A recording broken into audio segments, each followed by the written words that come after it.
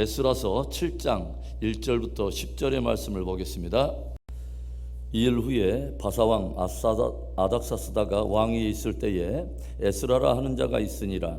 그는 스라야의 아들이요 아사라의 손자요 힐기야의 중손이요 살룸의 현손이요 사독의 5대손이요 아이두의 6대손이요 아마랴의 7대손이요 아사라의 8대손이요 무라요스의 9대손이요 스라이야의 10대손이요 우스엘의 11대손이요 붓기의 12대손이요 아비수아의 13대손이요 비느하스의 14대손이요 엘르아사르의 15대손이요 대제사장 아론의 16대손이라. 이 에스라가 바벨론에서 올라왔으니 그는 이스라엘의 하나님 여호와께서 주신 모세의 율법에 익숙한 학자로서 그의 하나님 여호와의 도우심을 입음으로 왕에게 구하는 것은 다 받는 자이더니 아닥사스다 왕 제7년에 이스라엘 자손과 제사장들과 레위 사람들과 노래하는 자들과 문지기들과 느디님 사람들 중에 몇 사람이 예루살렘으로 올라올 때에 이 에스라가 올라왔으니 왕의 제7년 다섯째 달이라.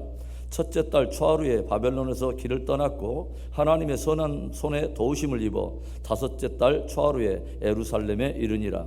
에스라가 여호와의 율법을 연구하여 준행하며 율례와 규례를 이스라엘에게 가르치기로 결심하였었더라. 오늘 본문의 말씀은 이일 후에라고 하는 단어로 시작이 되고 있습니다. 여기서 말하는 이일이라고 하는 그 말은 1장에서 6장까지 있었던 일련의 사건들을 말하는 것이죠. 바벨론에 사로잡혀갔던 유다 백성들이 바사왕 고레스의 칙령에 의해서 다시 조국에 돌아오게 되고 저들이 성전 재건공사를 시작하게 된 바로 그 일, 그리고 방해자들에 의한 모함과 아닥사스다 왕이 내린 재건 중단령에 따라서 그 공사가 중단된 그 사건, 그리고 다리오 왕으로부터 내린 칙령에 따라 성전 공사가 재개되어 마침내 완공이 되고 완공된 그 성전을 하나님 앞에 봉헌하여 드린 그 일련의 모든 일들을 말하는 것입니다. 그런데 오늘 성경은 바로 이 일들이 있은 후에 한 인물의 등장을 우리에게 소개해 주고 있어요. 바로 에스라라고 하는 인물입니다. 그렇다면 에스라 그는 과연 어떤 사람이었을까요? 첫째로는 그는 대제사장 아론의 16대 손으로서 율법에 정통한 사람이라고 소개하고 있습니다. 오늘 성경은 에스라라고 하는 인물을 소개하면서 무려 17명의 이름을 거론하며 그의 족보를 다루고 있어요. 에스라의 족보를 거슬러 올라가면 맨 위에 누가 있습니까? 이스라엘의 초대 제1대 대제사장이었던 아론이라고 하는 인물이 있죠. 에스라는 대제사장 아론으로부터 내려오는 제사장의 정통성을 가지고 있는 아론의 16대 자손이었다고 하는 것이죠. 에스라서 2장을 보시면 1차 포로 귀환 시에 돌아온 그 제사장들 가운데 도저히 그의 이름을 족보에서 확인할 길이 없어서 굉장히 그 뿌리가 묘연한 제사장들이 등장하는데, 에스라는 그런 사람이 아니라 정확히 아론으로부터 내려오는 제사장의 정통성과 뿌리를 가지고 있는 그런 사람이었다고 우리에게 들려주고 있는 것입니다.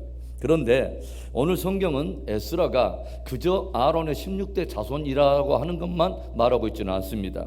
6절의 말씀을 보시면 이 에스라가 바벨론에서 올라왔으니 그는 이스라엘의 하나님 여호와께서 주신 모세의 율법에 익숙한 학자로서 그의 하나님 여호와의 도우심을 입음으로 왕에게 구하는 것은 다 받는 자이더니.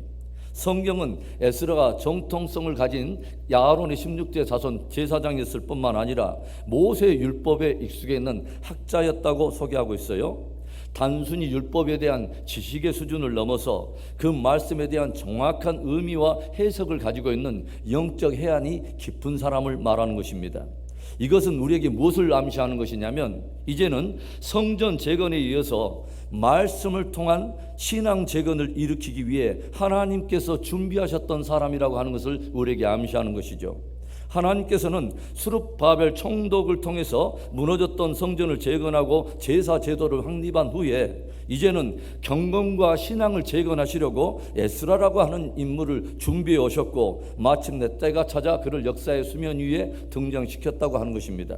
하나님께서는 늘 시대마다 합당한 당신의 사람들을 준비시키시고 준비된 사람들을 통해서 당신의 선한 역사를 이루신다고 하는 것입니다.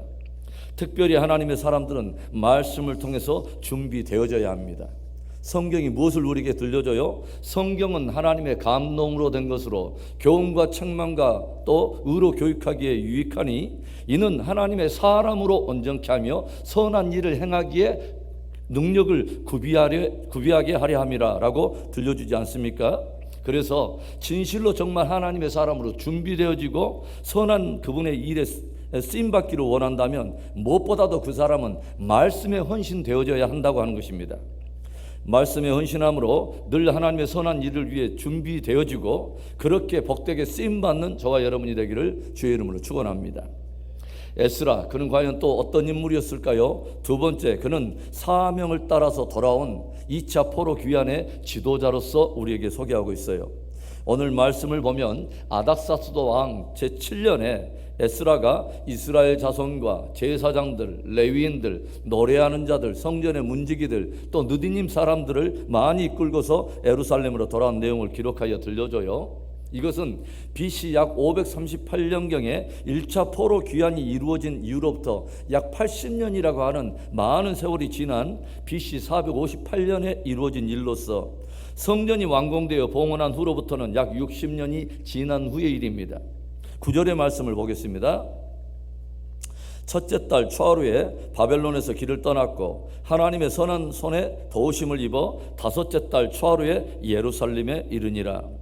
다른 성경의 기록들과 함께 참조해서 우리가 해석해 보면 에스라가 바사 제국으로부터 이끌고 온 그 사람들은 총 1750명의 사람들이었고 바사 제국을 떠나서 예루살렘에 이르는 총 여행의 길이는 약 1500km로서 첫째 달 초하루에 출발했던 저들이 다섯째 달 초하루에 도착한 것으로 이 총 여정은 약 넉 달이 소요됐다고 하는 것을 우리가 알게 된다고 하는 거죠. 오늘 말씀을 보니까 무엇을 기록하고 있냐면 에스라는 왕에게 그가 무엇을 구하든지 왕에게부터 받았다고 우리에게 소개하고 있어요. 그러니까 왕에게 무엇을 구하든지 왕이 그에게 모든 것을 내어주는 그런 높은 지위와 명예를 가졌다고 하는 사람이죠. 그런데도 그가 바사 제국에서 누렸던 이러한 명예와 지위와 풍요함을 다 뒤로하고 아직도 황폐하기만 한 예루살렘으로 돌아간다고 하는 것은 깊은 헌신을 요구하는 일이었다고 하는 것이죠. 더군다나 이미 바벨론 생활, 바사 제국의 생활에 익숙해 있는 1750명이나 되는 많은 사람들의 마음을 독려하고 설득해서 그들을 이끌고 여러 가지 위기와 어려움을 감수하고 이 장황한 대장정을 감당했다고 하는 것은 굉장한 사건이라고 하는 거죠. 그러나 에스라는 외형적으로 성전이 재건되고 또 제사의 형식과 제도가 회복되었지만 궁극적으로는 말씀을 통한 진짜 경건의 회복, 말씀을 통한 삶의 회복이 이루어지지 않으면 그것은 진짜 회복이라고 말할 수 없다고 하는 것을 알기 때문에 사명을 따라 기꺼이 귀환길에 올랐다고 하는 것입니다. 그런데 우리들이 읽었던 9절에 무엇이 기록되어 있냐면 에스라가 하나님께로부터 사명을 인식하고 1750명의 사람들을 이끌고 1500km에 해당하는 거리를 4개월이라고 하는 이 기간을 통해서 마침내 예루살렘에 도착하게 되는데 이 모든 것이 가능하게 된 이유에 대해서 이렇게 짧게 설명하고 있어요. 하나님의 선한 손에 도우심을 입어. 하나님의 선한 손에 도우심을 입어, 즉 하나님의 선한 손이 그 위에 있어서 이 모든 것이 가능했다고 하는 것입니다. 우리가 지난 새벽에 말씀들을 나누면서 계속해서 우리가 배웠던 교훈이 뭡니까? 하나님께서는 힘이 없고 연약하지만 당신의 부름에 누군가가 순종하면 순종하는 그 사람을 통해서 당신의 말씀이 이루어지도록 은혜를 베푸시는 분임을 우리가 배웠던 것이죠. 사람들을 감동시키며 왕들의 마음까지 움직여서 순종하는 자들이 그 일을 감당하도록 도우시는 하나님, 바로 그 하나님이 사명 감당을 위해서 2차 포로 귀환을 주도했던 에스라 위에 당신의 선한 손을 펼치심으로 그 일을 능히 가능케 하셨다고 하는 거죠. 오늘 저와 여러분의 사명은 무엇입니까? 여러분은 나를 향한 하나님의 사명을 알고 계십니까? 늘 사명을 따라 사는 저와 여러분 될 수 있기를 바랍니다. 늘 하나님의 선한 도우심이 있어서 맡겨진 사명을 감당하고 끝까지 신앙 승리하는 정말 승리성도 되기를 주의 이름으로 축원합니다. 에스라, 그는 과연 또한 어떤 인물입니까? 마지막 세 번째로 유다의 신앙 재건을 위해서 말씀에 헌신한 사람입니다. 오늘 기꺼이 모든 대가를 지불하며 많은 무리들을 이끌고 예루살렘에 도착한 에스라가 굳게 결심한 것이 있습니다. 마지막 10절의 말씀에 에스라가 여호와의 율법을 연구하여 준행하며 율례와 규례를 이스라엘에게 가르치기로 결심하였었더라. 여러분, 에스라는 예루살렘에 돌아와서 도대체 무엇을 보았기에 이것을 결심했을까요?